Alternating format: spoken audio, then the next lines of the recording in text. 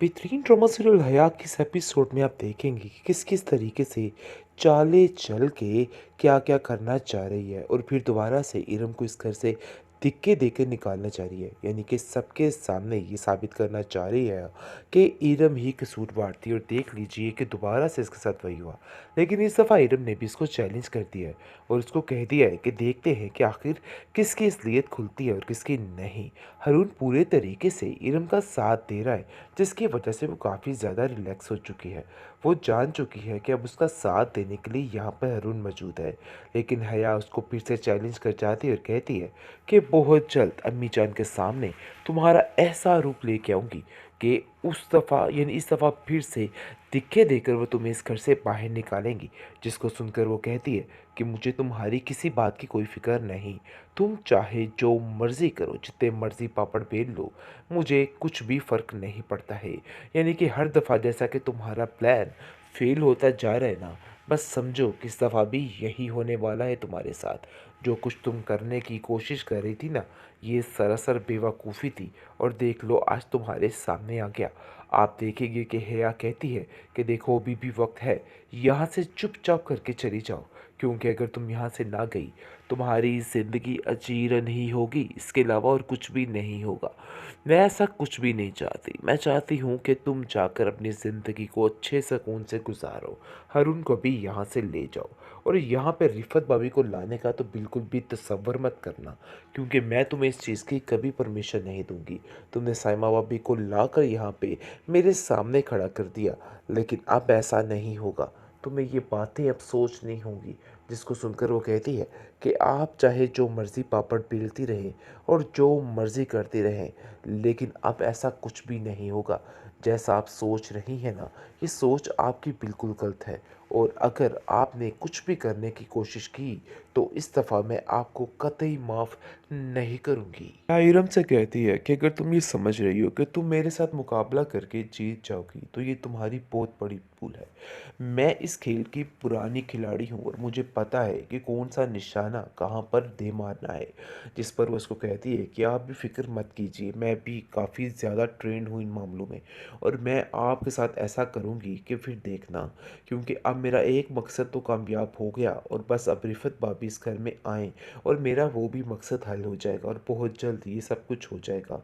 मैं उनको घर वापस लेके आऊँगी और जो कुछ तुम करने की कोशिश कर रही थी ना, ये सिर्फ़ और सिर्फ़ तुम्हारी अपनी सोच है, इसके अलावा कुछ नहीं, क्योंकि अब तुम्हारी कोई सोच नहीं चलेगी।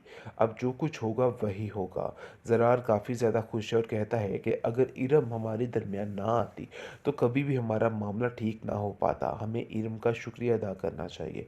लेकिन ये बात हया को बिल्कुल भी बर्दाश्त नहीं हो रही, क्योंकि उसको पता चल चुका है कि ये सब लोग इरम को ही बहुत ही अच्छा और बहुत ही सही समझ रहे हैं।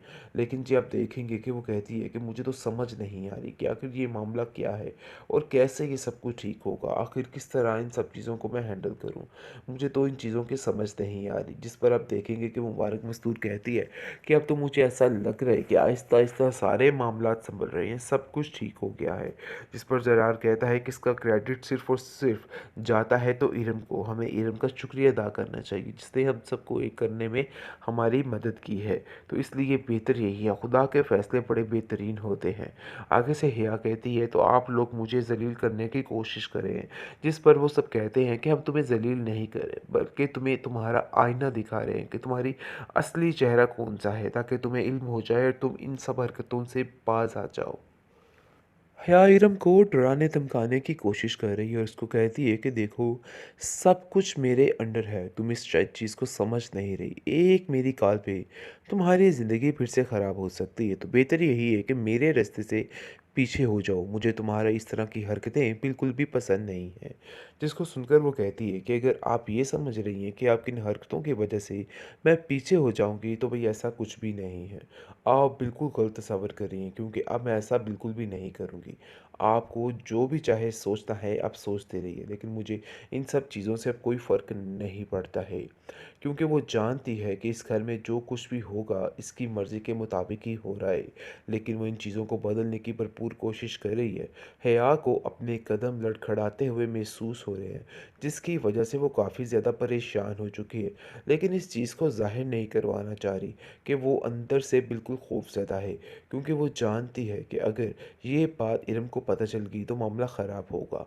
वो साइमा से काफ़ी ज़्यादा अटैच होने की कोशिश करती है और कहती है कि मैं आपके लिए कुछ भी कर सकती हूँ, जिस पर वो उसको दो टोक जवाब देती है और कहती है कि खबरदार, तुमने आइंदा से कोई भी ऐसी बात करने की कोशिश की, क्योंकि अब मैं तुम्हारी एक नहीं सुनूंगी। तुमने जो कुछ करना था सो कर लिया। अब तुम्हारी बातों का मेरे ऊपर कोई असर नहीं होने वाला है, और ये बात तुम भी अच्छे तरीके से सोच लो, क्योंकि ये सारी हरकतें अब सिर्फ और सिर्फ तुम ही करो। अब मैं तुम्हारी बात का यकीन नहीं करूँगी, और अगर तुमने कुछ करने की कोशिश की तो सब खराब हो जाएगा। दूसरी तरफ रिफ़त का इस घर में इंतज़ार किया जा रहा है, क्योंकि अब जाकर हया की सारी चालें तकरीबन सबको समझ आ चुकी हैं, सिवाय माँ जी के, क्योंकि अब वही है जिसको इस बात की समझ नहीं आ पा रही कि आखिर चल क्या रहा है। बाकी सब इस चीज़ को बड़े अच्छे तरीके से समझ चुके हैं कि मामला ख़राब करने वाली कौन है और कौन ये सब कुछ कर रही है, क्योंकि वो जानते हैं हया किसी की सगी नहीं हो सकी और किसी भी तरह से किसी को सुकून से नहीं रहने देगी। इसलिए वो तरह तरह की कोशिशें करती है। हया इरम से कहती है कि अगर तुम ये समझ रही हो कि तुम मेरे साथ मुकाबला करके जीत जाओगी तो ये तुम्हारी बहुत बड़ी भूल है। मैं इस खेल की पुरानी खिलाड़ी हूँ और मुझे पता है कि कौन सा निशाना कहाँ पर दे मारना है।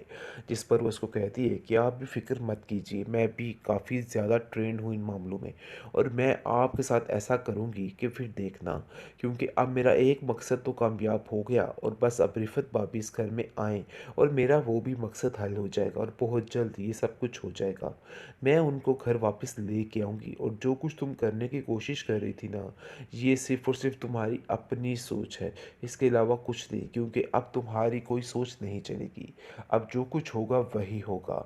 ज़रार काफ़ी ज़्यादा खुश है और कहता है कि अगर इरम हमारे दरमियान ना आती तो कभी भी हमारा मामला ठीक ना हो पाता। हमें इरम का शुक्रिया अदा करना चाहिए।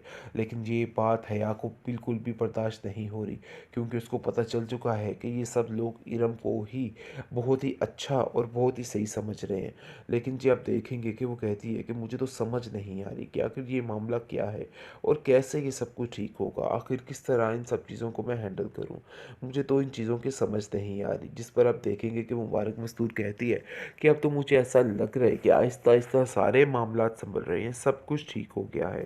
जिस पर जरार कहता है कि इसका क्रेडिट सिर्फ़ और सिर्फ जाता है तो इरम को, हमें इरम का शुक्रिया अदा करना चाहिए जिसने हम सबको एक करने में हमारी मदद की है। तो इसलिए बेहतर यही है, खुदा के फ़ैसले बड़े बेहतरीन होते हैं। आगे से हिया कहती है तो आप लोग मुझे ज़लील करने की कोशिश कर रहे हैं। जिस पर वो सब कहते हैं कि हम तुम्हें ज़लील नहीं कर रहे, बल्कि तुम्हें तुम्हारा आईना दिखा रहे हैं कि तुम्हारी असली चेहरा कौन सा है, ताकि तुम्हें इल्म हो जाए और तुम इन सब हरकतों से बाज आ जाओ।